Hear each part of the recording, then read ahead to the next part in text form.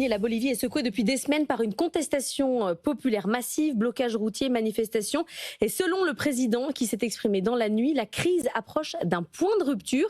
Ça pourrait être un problème pour Donald Trump. Oui, tout à fait, parce que Rodrigo Paz, le président bolivien, est l'un des seuls alliés qui restent à Donald Trump en Amérique latine. C'est lui qui a fait basculer la Bolivie à droite après 20 ans de gauche avec Evo Morales. C'est lui qui a rétabli des relations diplomatiques avec les États-Unis. Et c'est lui donc qui risque de tomber seulement 6 mois après son élection. Les États-Unis, pourtant, ont soutenu leur allié de manière très explicite pendant cette phase très compliquée. C'est le secrétaire d'État Marco Rubio qui travaille sur le sujet et qui l'a rappelé sur X. Les États-Unis soutiennent sans réserve le gouvernement constitutionnel légitime de Bolivie, en sachant que les États-Unis ne vont pas permettre aux criminels et aux trafiquants de drogue, je le cite, de renverser les dirigeants élus démocratiquement dans notre hémisphère. Évidemment, quand il parle de notre hémisphère, oui, c'est encore une fois une référence à cette doctrine Monroe, donc à la doctrine Monroe révisitée à la sauce Donald Trump, selon laquelle les États-Unis devraient pouvoir avoir une influence sur tout ce qui se passe sur le continent américain. Quand Marco Rubio il parle de criminels et de trafiquants de drogue, il vise qui ? Il vise Evo Morales, sans le nommer, mais il vise l'ancien président bolivien de gauche. Selon les États-Unis, ces manifestations, en réalité, sont orchestrées par l'ancien président pour revenir au pouvoir. Lui s'en défend, il s'est exprimé cette nuit, il s'en est défendu.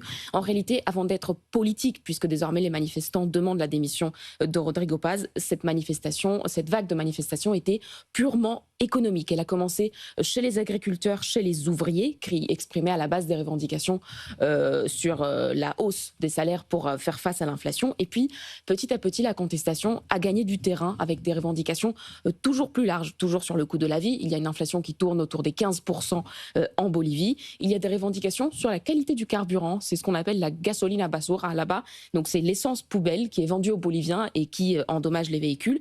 Et il y a en plus un soupçon de mauvaise gestion de la part de l'État des ressources naturelles boliviennes, donc en particulier le lithium et le gaz. Vous voyez, tous ces facteurs de mécontentement se sont cumulés et donc ont donné lieu à des manifestations, à des rassemblements et surtout à des barrages routiers qui commencent d'ailleurs à coûter très cher au pays. Selon Rodrigo Paz, la crise a déjà coûté 600 millions de dollars à l'économie de son pays. Est-ce que c'est possible que la rue fasse tomber le président ? Oui, c'est même déjà arrivé par le passé. Beaucoup comparent cette crise à celle de 2003 qui s'était, elle, terminée par la démission du président de l'époque.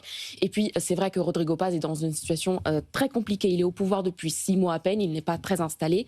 Et il y a une vraie rupture de confiance avec les Boliviens puisqu'il avait fait toute sa campagne sur des positions plutôt centristes en promettant de sortir le pays de cette crise économique. Et pour l'instant, la promesse n'est pas tenue. Mais ce qui se joue là en Bolivie va en réalité bien au-delà de Rodrigo Paz, puisque la question n'est pas tant de savoir si lui va tomber, mais si les États-Unis sont capables de le protéger.